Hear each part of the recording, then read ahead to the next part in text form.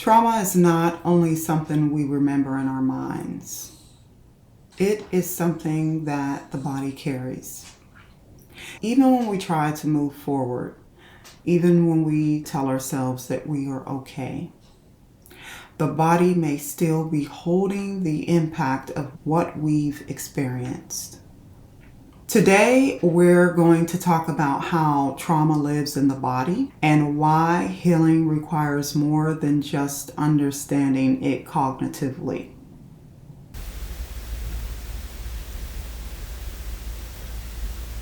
Welcome to Mental Health Monday with Mindful Life Connections. I'm Dr. Vanessa Talley, a psychotherapist and the creator of the SOFTNESS framework. Trauma is a body experience. Many people think of trauma as something that lives in their memory. But trauma is also a physiological response. When something overwhelming happens, especially if we don't have support or safety, our nervous system adapts.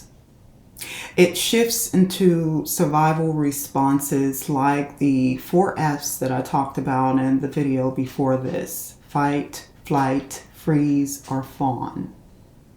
These responses are stored not just as thoughts, but as sensations and patterns and reactions in the body. Even when the event is over, the body may still be responding as if it is not fully safe. How does trauma show up in the body?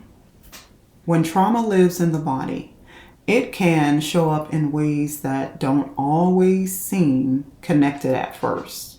You may notice a few things. So there may be tension in parts of your body. For most people, it is their shoulders or the chest area.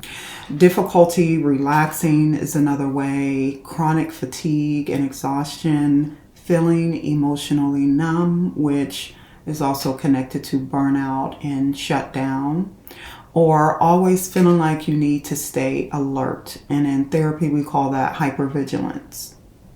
For many women, and Black women in particular, especially those who have been expected to be strong, these patterns can become normalized in everyday life. You may hear things such as, "I'm just tired," "I just have a lot going on," or "I just need to push through this." Underneath that, the nervous system can carry years of unprocessed stress. So why the body holds on to trauma? Why is that important to know? The body holds on to trauma because it is trying to protect you. It remembers what felt unsafe. That's the storing of the traumatic memories. And it stays prepared just in case. This is not a flaw. It is a form of intelligence. But healing requires helping the body learn something new. That it is safe enough to begin to release what it has been holding. The SOFTNESS framework, this is where healing shifts. Not through force, but through gentleness. Through the SOFTNESS framework, we begin with safety, stillness, and embodiment. We begin by listening to the body instead of overriding it. So if you have a moment and would like to practice a grounding technique with me, let's just take a moment to ground together.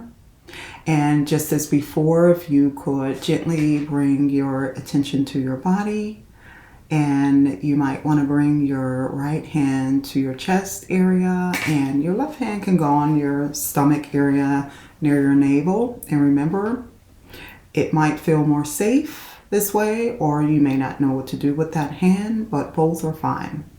So take a slow breath in and a longer breath out. And just notice any area of tension within your body without trying to change them.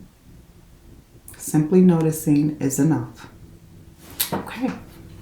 So for This week, the journal prompt, and remember, this is not therapy being provided, this is information.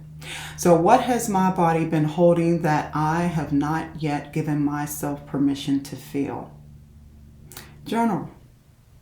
Notice. And remember, healing is not about becoming stronger. For many of us, healing begins when we become safe enough to soften. So thank you so much for joining me in today's video, and I hope that you all have an amazing week, and I look forward to the next video. Until then, take good care.